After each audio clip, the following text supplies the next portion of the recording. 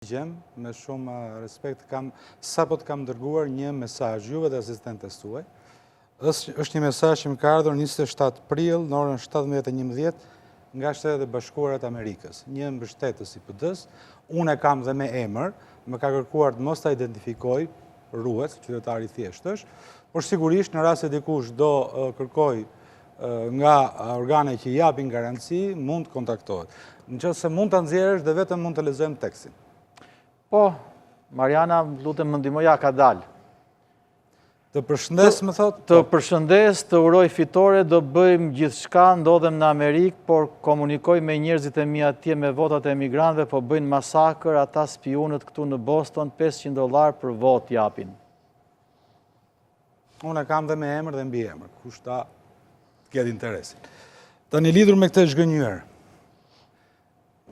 Jo, qëndrojmë pak te kjo. Raste si ky, në fakt janë parathënë, për të qenë korrekt me çfarë ka ndodhur, edhe përpara zgjedhjeve.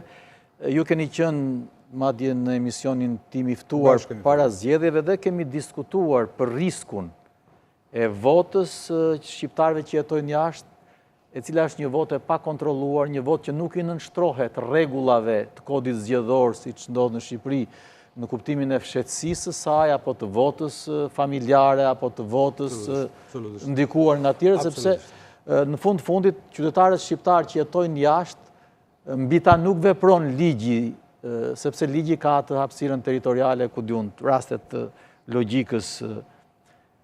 Por këtu nuk shtrohet problemi vetëm tek ata, sa ajo u pa me sa duket.